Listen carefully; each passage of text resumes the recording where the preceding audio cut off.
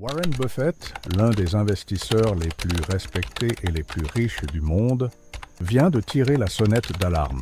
Dans un monde où les crypto-monnaies font la une des journaux et alimentent les discussions sur l'avenir de la finance, l'oracle d'Omaha reste ferme. L'Ether, oui, les cryptos, non. Selon lui, l'immobilier et les actifs tangibles sont les véritables garants de richesse, tandis que les monnaies numériques ne sont qu'une illusion spéculative prête à s'effondrer. Buffett a toujours prôné des investissements sûrs, à long terme, basés sur des actifs concrets. Mais face à l'ascension fulgurante des cryptos, ses propos prennent une nouvelle résonance. Pourquoi, dans un marché mondialisé, où la technologie semble dominer, choisit-il de rester fidèle aux terres agricoles, aux actions traditionnelles et aux valeurs sûres? Pour lui, la rentabilité des crypto-monnaies est incertaine, leur volatilité dangereuse et leur absence de valeur réelle un risque insensé. Alors, que pensez-vous de cette mise en garde? Êtes-vous pour Frank les cryptos, convaincu que l'avenir appartient à cette révolution numérique? Ou êtes-vous contre Clark, préférant investir dans des biens tangibles, plus sûrs et plus solides? Le débat est ouvert et le choix de l'investissement est plus que jamais une question de vision à long terme. Vous savez, j'ai vu pas mal de choses au cours de mes années d'investissement. Des bulles éclater, des marchés fluctuer, des fortunes se faire et se défaire en un clin d'œil. Mais ce que je vois aujourd'hui avec les crypto-monnaies, c'est quelque chose qui me fait frémir. Laissez-moi vous dire une chose. Quand je parle de valeurs tangibles, je parle de biens concrets qui ont une valeur intrinsèque. Les terres agricoles, par exemple, sont exactement ce genre d'actifs. Mais les cryptos, ça c'est un autre sujet. Il y a quelques années, tout le monde s'emballait pour le Bitcoin, puis l'Ethereum, puis toutes les autres cryptos qui ont suivi. Le grand engouement s'est amplifié avec des gens prêts à tout pour participer à cette révolution. On entendait tout et n'importe quoi. C'est l'avenir de la monnaie. Les cryptos vont remplacer les banques. Et j'en passe. Bien sûr, j'ai pris le temps de m'y intéresser de près. Ce n'est pas dans mes habitudes de juger sans comprendre, alors j'ai suivi l'évolution de près. Mais plus je m'y plongeais, plus je voyais un énorme problème, l'instabilité. Prenons le Bitcoin par exemple. En 2017, il frôlait les 20 000 $ avant de chuter en dessous de 4 000 $ en 2018. Vous imaginez la nervosité de ceux qui avaient misé gros sur cette valeur révolutionnaire? C'est une montagne russe. En 2021, il a atteint un sommet historique de plus de 60 000 $. Et aujourd'hui, il fluctue à des niveaux tout aussi imprévisibles. Voilà le problème. Ces monnaies numériques, aussi excitantes soient-elles, sont beaucoup trop volatiles. C'est de la spéculation pure, rien de plus. Et quand on parle d'investissement, la spéculation n'a jamais été une amie de la sécurité. Vous allez me dire que la technologie derrière les cryptos, la fameuse blockchain, est révolutionnaire, et je suis d'accord. Mais la technologie n'a rien à voir avec la valeur réelle d'un actif. Ce n'est pas parce qu'une technologie a du potentiel qu'elle sera nécessairement stable ou rentable. Regardez le cas de l'Internet dans les années 2000. Tout le monde pensait que tout serait sur le web, que des entreprises comme Pets.com allaient dominer l'industrie.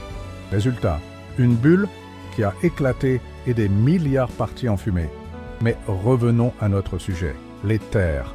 Ah, les terres agricoles, ce n'est pas sexy. C'est pas ce qui fait le plus de bruit, mais je peux vous garantir qu'à long terme, c'est un des investissements les plus solides qu'il soit. Depuis que j'ai commencé dans ce domaine, les terres ont prouvé qu'elles étaient un rempart contre l'inflation et les turbulences économiques. Elles génèrent des rendements constants, que ce soit via la vente des récoltes ou la location à des agriculteurs. Et surtout, elles ne disparaissent pas du jour au lendemain, contrairement à ces cryptos qui, parfois, n'ont tout simplement plus de valeur en un clin d'œil. Prenons l'exemple des terres agricoles aux États-Unis. Selon des études récentes, la valeur des terres agricoles a augmenté de 12% en 2021. Vous imaginez? Une hausse stable et durable, même en période d'incertitude économique. Pendant ce temps, le Bitcoin a pris des montagnes russes de plus de 30% en quelques semaines. Les terres, c'est du concret. Le sol, les récoltes, les besoins fondamentaux liés à l'agriculture, Tout cela est inaltérable. Même en cas de récession, l'agriculture reste une industrie qui répond à une demande constante. L'être humain a besoin de nourriture et l'agriculture est le moyen de lui en fournir. Vous ne pouvez pas en dire autant de la plupart des cryptos. Il y a aussi un autre facteur que je tiens à souligner, la raréfaction des terres. Au fil des décennies, la surface agricole mondiale diminue à cause de l'urbanisation, de la pollution, du changement climatique et d'autres facteurs. C'est une ressource limitée. Les terres que l'on possède aujourd'hui seront, dans un avenir proche, encore plus précieuses. Si vous avez un terrain agricole, vous possédez un bien réel, une ressource essentielle. Et c'est cela, la vraie richesse. Je sais, certains d'entre vous vont me dire « Mais, Warren, il y a des opportunités avec les cryptos. » C'est vrai, mais je vous mets en garde. La crypto-monnaie, c'est un pari. Un pari que l'infrastructure de demain se construira autour de ces actifs numériques. Mais c'est un pari risqué, et quand je parle de risque, je parle de vrais risques. Ce n'est pas juste une question de fluctuation de prix, c'est aussi la réglementation incertaine, les failles de sécurité et même la possibilité que ces cryptos ne survivent tout simplement pas à l'épreuve du temps. Souvenez-vous de la folie autour d'une petite monnaie comme le Dogecoin, qui ne repose sur aucune valeur concrète à part la spéculation. Avez-vous vu où elle en est aujourd'hui? Si vous recherchez la stabilité, la sécurité et une véritable valeur refuge, les cryptos ne sont pas la solution. Les terres, en revanche, sont un investissement qui, même avec ses propres défis, ont démontré qu'elles avaient une capacité à traverser les épreuves. C'est une leçon que j'ai apprise au fil des années. Lorsqu'on investit, il vaut mieux choisir des actifs qui ont une valeur intrinsèque, des actifs qui sont là pour durer. Et ça, les cryptos ne peuvent pas vous l'offrir. Si vous êtes curieux, abonnez-vous dès maintenant et activez les notifications pour ne rien manquer de cette discussion. On va approfondir la question et croyez-moi, ça vaut le coup de suivre. Je veux bien qu'on s'amuse avec les crypto-monnaies, mais vous savez, parfois il faut revenir au basique. Quand on parle de l'avenir des investissements, il faut se demander qu'est-ce qui a vraiment de la valeur? Ce qui a traversé le temps, les épreuves économiques et les bouleversements mondiaux. C'est ça qui vous rendra riche à long terme, pas la prochaine hype digitale. Prenez l'exemple des terres agricoles, un investissement que je considère comme parmi les plus solides. Depuis que j'ai commencé à investir, je n'ai jamais vu un terrain agricole perdre de sa valeur de manière significative, même en période de crise. La valeur des terres agricoles aux États-Unis a connu une croissance continue, surtout dans les grandes régions agricoles comme le Midwest, avec une hausse de 12% en 2021. En comparaison, les cryptos, ce nouveau miracle d'investissement, ont explosé en 2017 pour ensuite se casser la figure. Quand je dis qu'on doit être prudent avec ces monnaies numériques, je le dis avec l'expérience de plusieurs cycles économiques, pas juste avec des prédictions. Les cryptos, ce sont des produits dérivés de la spéculation. Un produit qui a sa place dans un portefeuille pour ceux qui aiment les sensations fortes, mais qui n'a pas de lien direct avec la réalité économique. Parce qu'une monnaie, qu'elle soit numérique ou pas, doit avoir une valeur stable, une utilité dans la vie de tous les jours. Les terres, elles, ont une valeur qui ne dépend pas de l'humeur des investisseurs ou des tweets d'un milliardaire. Vous ne pouvez pas manger un bitcoin. Vous ne pouvez pas cultiver du riz avec des tokens. Vous pouvez par contre produire de la nourriture, du coton, des légumes ou du soja avec des terres. Et devinez quoi? Les besoins fondamentaux de l'homme ne changeront pas du jour au lendemain. On aura toujours besoin de manger, boire et se vêtir. L'agriculture ne disparaît pas avec un bug informatique ou une régulation gouvernementale. Et là, certains me diront « Oui, mais Warren, l'innovation c'est l'avenir. Le monde évolue. » Je suis tout à fait d'accord avec ça. L'innovation, c'est important. Mais investir dans un actif, ça ne veut pas dire suivre une mode. Vous investissez dans ce qui dure, pas dans ce qui scintille sur un écran un jour pour disparaître le lendemain. C'est la différence entre acheter un terrain dans le cœur des États-Unis et acheter du Bitcoin quand il est à 50 000 $, en espérant qu'il grimpe encore plus haut. Bien sûr, ça a bien marché pour certains, mais ce n'est pas une stratégie durable, c'est un coup de chance. On parle souvent de valeur intrinsèque Mais c'est un concept simple qui est souvent négligé. Les terres agricoles, elles ont une valeur intrinsèque. C'est un bien physique, tangible, avec une utilité, pas comme un Bitcoin ou un Dogecoin qui dépendent complètement de la demande spéculative et de la confiance des investisseurs. Quand je vous parle de confiance, je parle de la base d'un investissement, une demande réelle. Les terres produisent quelque chose de concret. Vous pouvez les cultiver, les exploiter ou même les vendre. C'est une économie réelle qui repose sur des facteurs constants.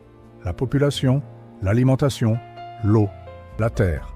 Un autre point qui me vient à l'esprit, c'est la question de l'accessibilité. Les crypto-monnaies, c'est une jungle, un terrain de jeu réservé à ceux qui maîtrisent la technologie et les fluctuations de marché. C'est un peu comme un club fermé. Il faut comprendre les plateformes d'échange, les wallets, la sécurité numérique, et j'en passe. C'est une compétence, presque un métier à part entière de naviguer dans ce monde. Mais avec les terres agricoles, vous n'avez pas besoin d'être un expert en technologie pour comprendre la valeur de ce que vous possédez.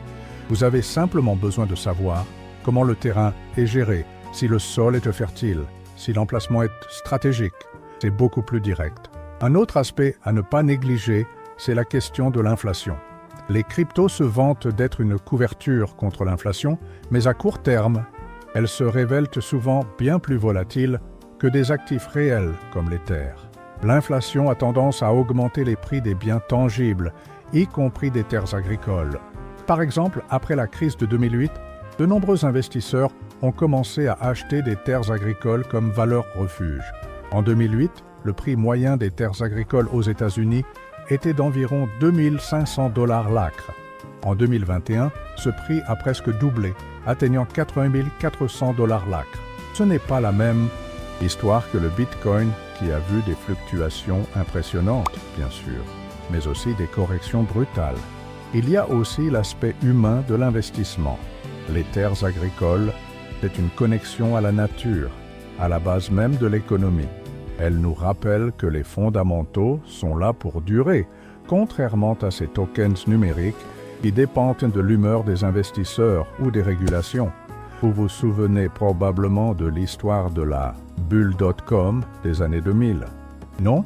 Les valeurs Internet grimpaient en flèche, on disait que tout allait se numériser, qu'on allait tout acheter en ligne.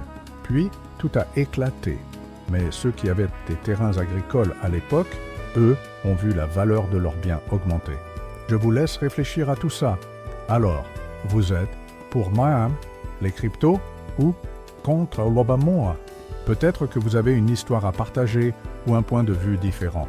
Partagez dans les commentaires votre avis et indiquez votre pays, votre histoire. Pourrait apparaître dans la prochaine vidéo.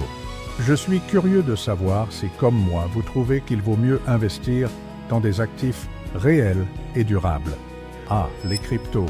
Parlons-en un peu plus, mais avec un peu de recul, comme un vieil investisseur qui a vu assez de cycles pour savoir que l'enthousiasme, ça va, mais la réalité, ça reste. Si vous me suivez depuis un moment, vous savez que je ne suis pas du genre à courir après la nouveauté.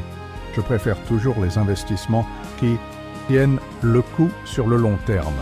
Quand les crypto-monnaies sont arrivées sur le marché, il y a quelques années, je les ai observées avec une certaine curiosité, mais aussi une certaine prudence. À cette époque, j'avais déjà vécu la bulle technologique des années 2000 et croyez-moi, je ne voulais pas revivre cette expérience. Je vais vous donner un petit aperçu de ce qui s'est passé dans les coulisses de mon esprit.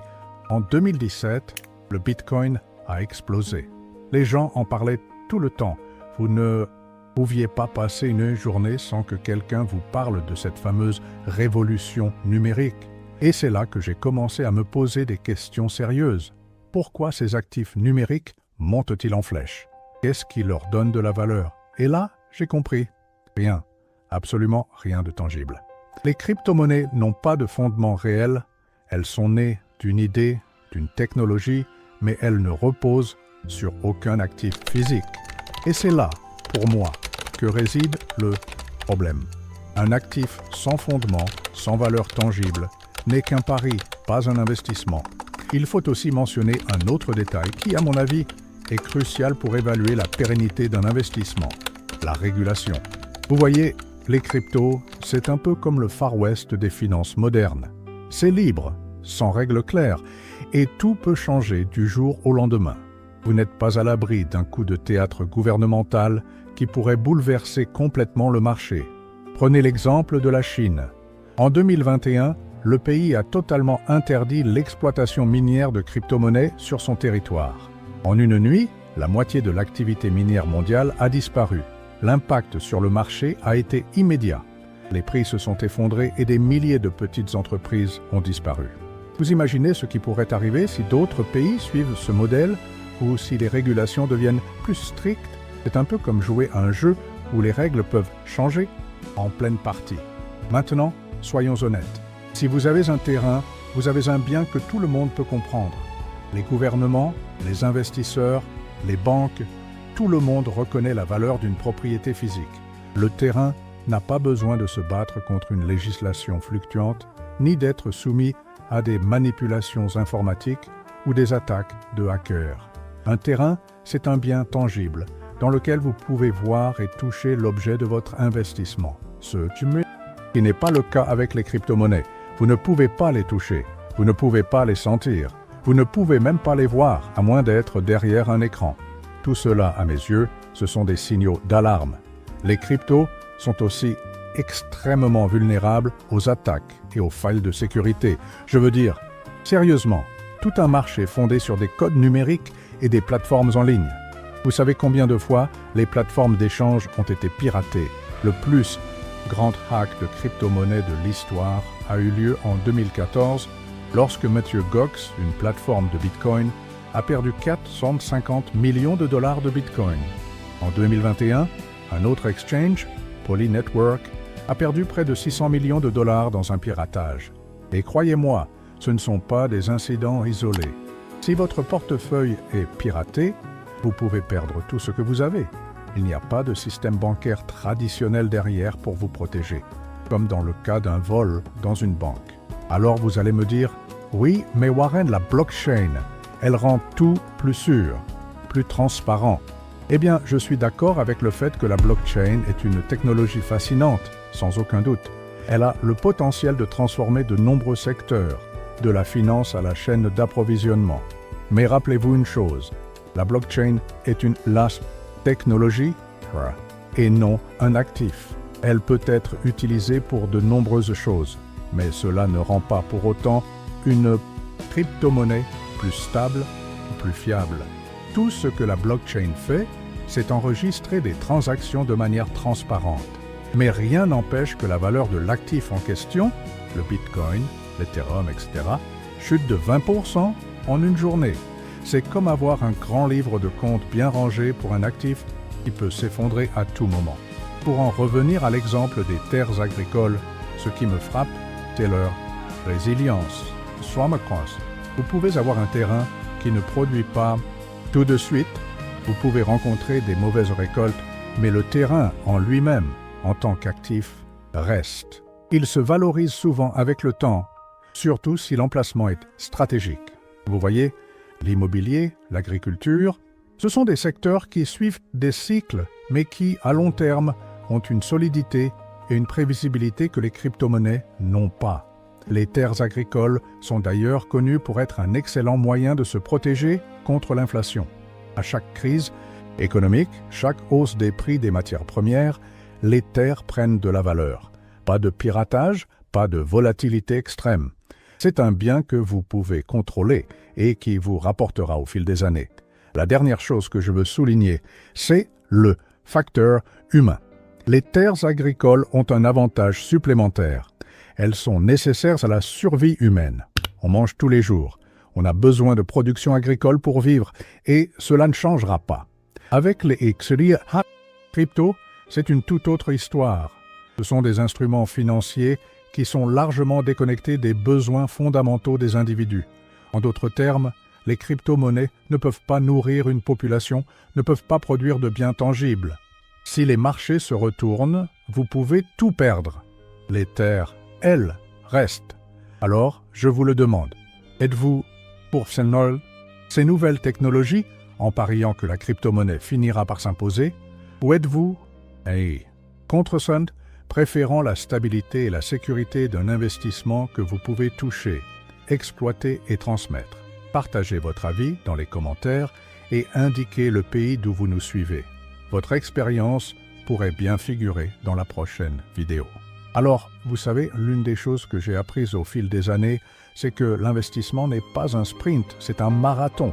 Beaucoup de gens se laissent séduire par les promesses des investissements rapides, des gains fulgurants. Mais je peux vous dire que ce genre de stratégie est souvent un mirage. C'est dans la stabilité, dans la prévisibilité, que l'on trouve la véritable richesse à long terme. Et c'est justement là que les terres agricoles, ces investissements traditionnels, comme certains aiment les appeler, brillent. Parce qu'elles sont prévisibles, parce qu'elles ont cette qualité qu'aucune crypto-monnaie n'a, la pérennité.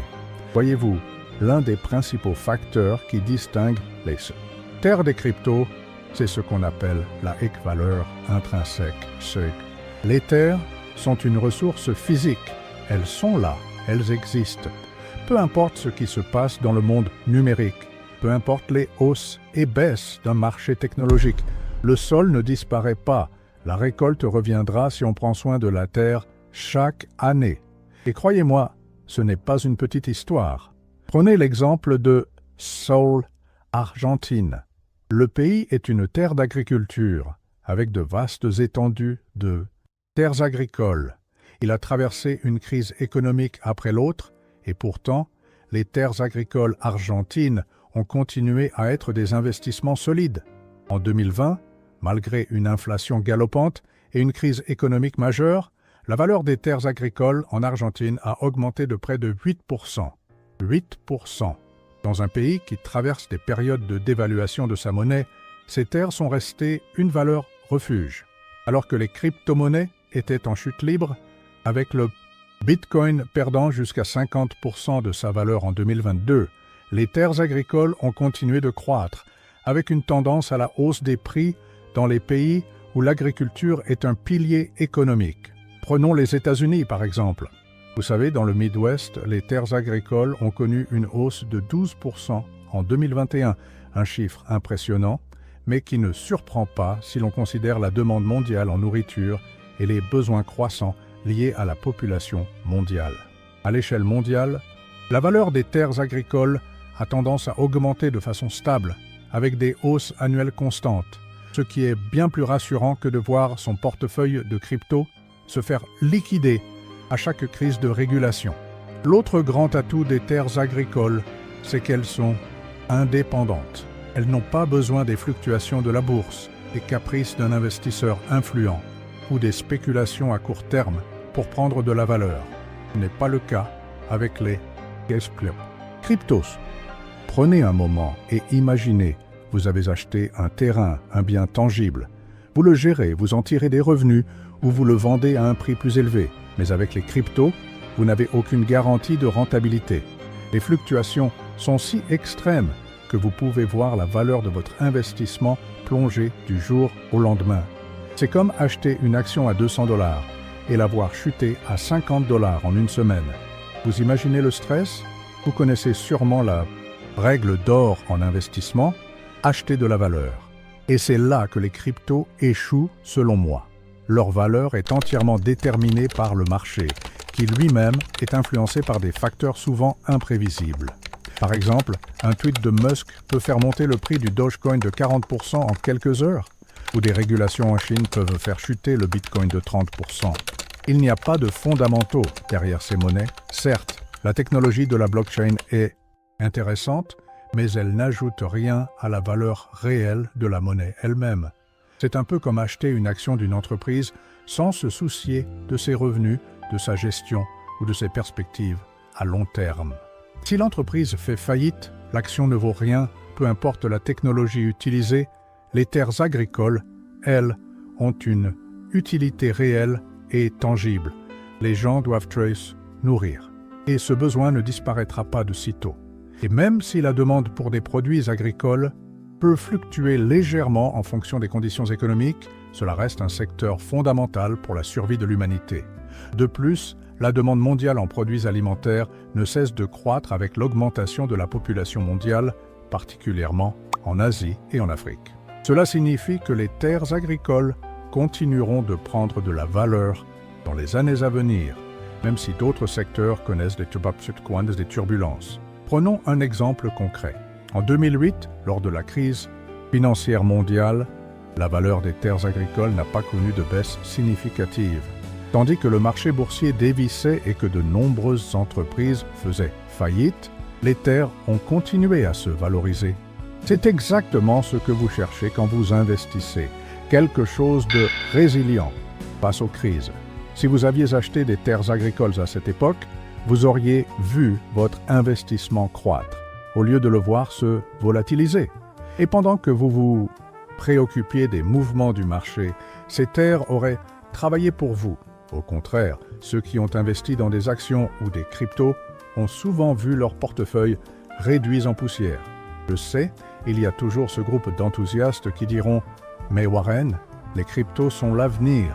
C'est un argument valable dans un sens. Peut-être qu'à long terme, une technologie comme la blockchain changera la façon dont nous échangeons des valeurs. Mais une technologie seule ne fait pas un investissement solide. Ce qui fait la force d'un investissement, c'est sa capacité à durer dans le temps, à être stable, à avoir une véritable valeur.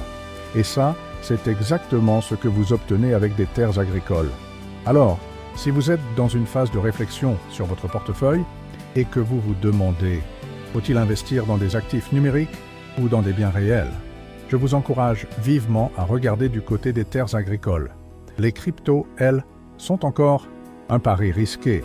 Si vous voulez construire quelque chose de solide, quelque chose qui vous rapportera à long terme, les terres sont ce qu'il y a de plus fiable.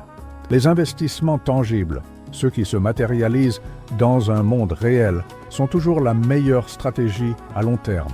Alors, maintenant, vous êtes pour les cryptos ou leur mode contre. Partagez votre avis dans les commentaires et indiquez votre pays. Votre perspective pourrait apparaître dans la prochaine vidéo. En fin de compte, il est important de se rappeler que l'investissement n'est pas une course effrénée à la recherche du prochain grand coup. C'est une question de résilience, de stabilité et surtout que de valeur durable. Les terres agricoles offrent ces qualités en abondance. Elles sont une ressource tangible, nécessaire, et qui a fait ses preuves à travers les crises économiques, les guerres et les bouleversements mondiaux. Elles ne sont pas soumises à la volatilité des crypto-monnaies ou à la spéculation des marchés numériques. Les cryptos, certes fascinantes et pleines de potentiel technologique, restent un pari risqué, une aventure où les règles peuvent changer du jour au lendemain. Leur valeur dépend de facteurs externes imprévisibles et d'une confiance fragile, bien loin des fondamentaux solides qui caractérisent des investissements comme les terres. Alors, que vous soyez un investisseur expérimenté ou un débutant, la clé réside dans le long terme. Si vous voulez construire un patrimoine véritablement solide, ancré dans la réalité, les terres sont un choix qui, à mon avis, ne vous décevra pas. La question reste, êtes-vous prêt à investir dans la stabilité ou dans la spéculation ?